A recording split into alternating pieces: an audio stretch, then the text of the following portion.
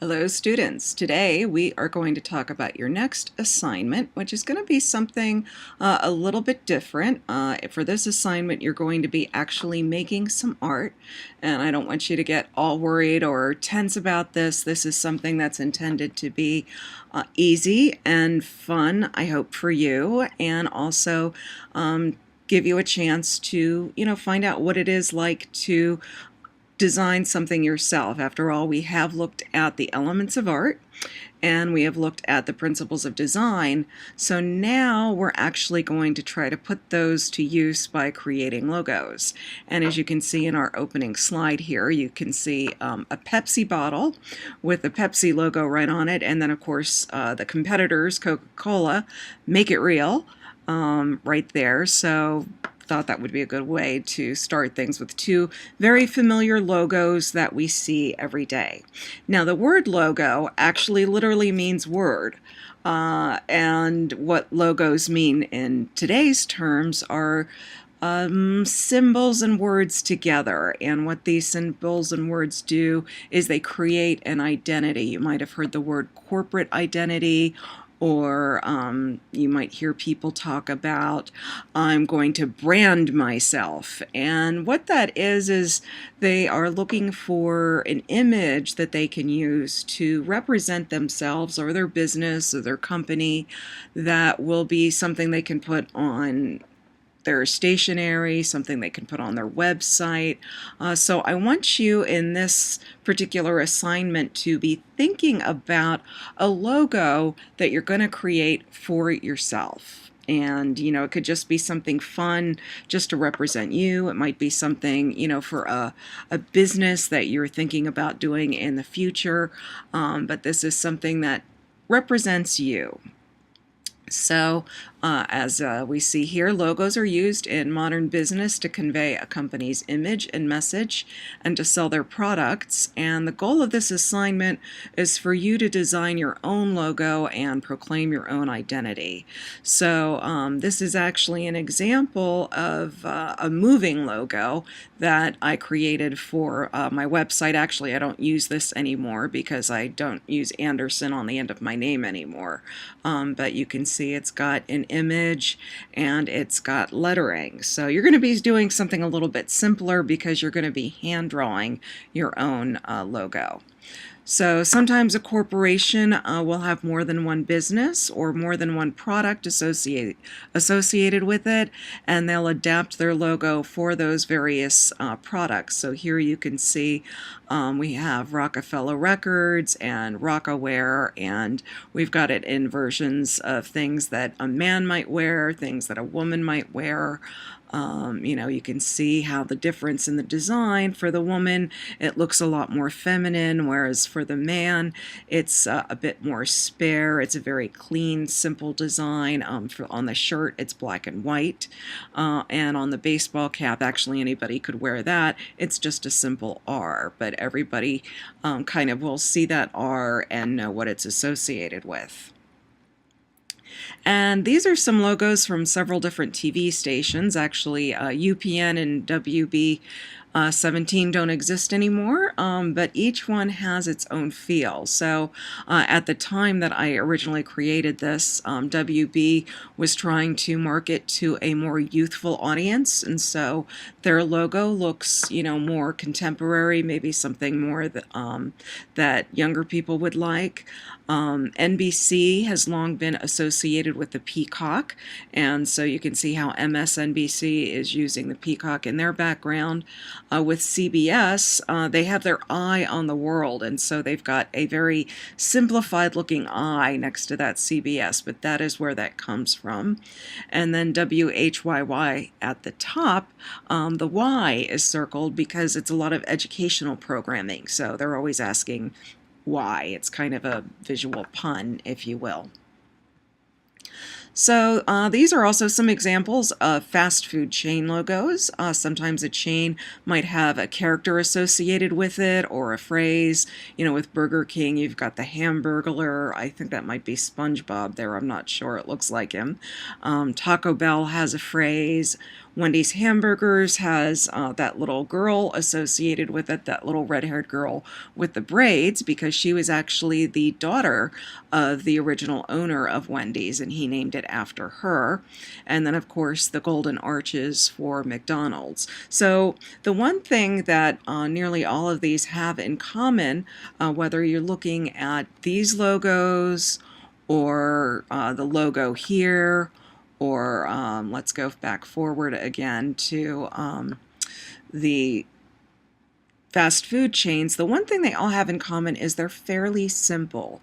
They are limiting it to just a few colors, no more than really 2 or 3 colors with white. And they're also, maybe they're using the letters, as in with McDonald's, that M, the golden arches, represents McDonald's.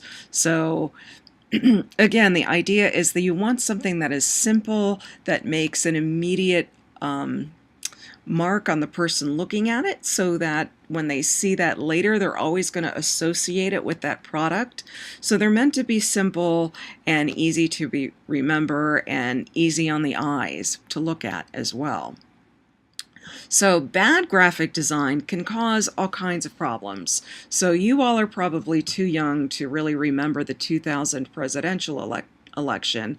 But what happened that year was voters in Florida had a very difficult time deciphering the ballot. So what we're looking at here is, if you look at down to the second example, it's highlighting what's going on here. You were supposed to check the box, the circle actually, of the candidate that you wanted. So Republicans at the top, George Bush and Dick Cheney, that was choice number 3. You were supposed to select the top button, and then immediately under that it says Democrats, but if you look on the other side, you've got the reform candidates on number 4, and a lot of older people live in Florida, and a lot of older people got confused and actually wound up voting for the wrong candidate. So there was a lot of contention over that presidential election because of the way the ballot was designed.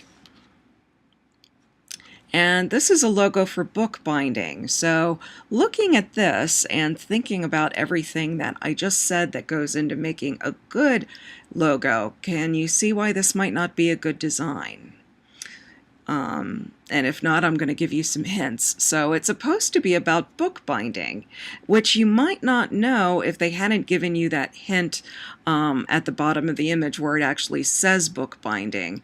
And then you see these sort of disembodied hands doing something. I mean, what they're doing, if you know anything about bookbinding, what they're doing is they're stitching the back of the book, the spine of the book, and then up at top, of course, it represents what it looks like if you were to fan the pages of a book out. But it's busy, it's not simple, and if you don't really know anything about bookbinding, you might not know what the point of this is. So that's something to keep in mind when you're designing a logo. So here we have an example of how you can fit letters inside one another, and that's something that you might want to do because it looks cool, or because it saves space, or you just generally like the look of it. So these are all very different companies, but you can see how they all have the letter O fitting inside the letter C. And then here we have some cases where maybe that concept doesn't work quite as well, especially if you look at the one in the very center. It's supposed to say coalition, but because of the way they've designed the C, the very first C, it looks like it could be coalition. Also, another example that maybe can show you why it's not so hot is where it says Country Club Supply. That's written in a very fine script, and it's also a very light color, so it might be difficult to read. So again, every time you design a logo, really anytime you design anything, you want to keep the design simple and clean and easy to remember. And then here you can see examples where the designer might combine a symbol with the type. So Zippo, those are lighters. So over the eye you have a little flame, very cute.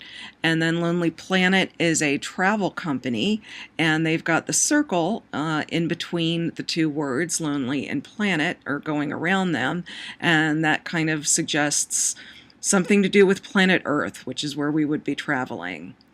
And then in the second example down below we have Pixar, and you can see how the designer modified a letter or two just to make things look interesting. So again, I'm just showing you these to give you some ideas, and I don't want you to panic with this assignment. I want you to do a good job, and I think you can. I'm going to show you some hand-drawn examples to show you what it is I am looking for. So your next assignment is to design your own logo, and it must include lettering of some kind. It might be your name, might be your initials, but it has to have some kind of lettering, and you want to include only 1 or 2 symbols. Again, keep it fresh, keep it exciting. You want it to be memorable. I don't want you going on the internet and copying something from some other website that you might have seen somewhere. This has to be your original design. So again, lettering of some kind, only 1 or 2 symbols, and 2 or 3 colors only. You can include white. The white of your paper is a design element, but keep it simple once again. So then once you complete your logo, scan it or take a photo of it with your phone and then upload it to the Dropbox that will be created for this assignment. It will say assignment 3, logo assignment. And then you must also have, you can put this in the Dropbox as well, in the same Dropbox. You can make more than one upload to that. 1-page typewritten describing your choice of symbol and colors. And this will be due on Monday, September 26th. And I hope that this will not be too difficult. And I am going to stop now, and hopefully you will begin to get to work with this. Oh, no, I'm not going to stop. I have examples. I'm sorry, I'm terrible. Worst professor ever. Okay, so here's some examples of some good hand-drawn logos to give you some ideas. And I'm also going to tell you a secret of how you can create nice looking type as well. So you can see in some of these examples, like Super Cats, it's really cute, but it's not beautifully drawn, as you can see. So you can do something, simple and clean like that, but kind of cute. You can see up on 42nd Street, it says helping young people stress less. And it's like they're using a string to form all of the letters, or a scribble to form all of those letters. And then Snap, very simple, green and white and the words and a balloon. A word balloon, you get the idea. And I also like the Tequila Taco Bar, very simple again, and the LACA, LA, California, those are initials for those.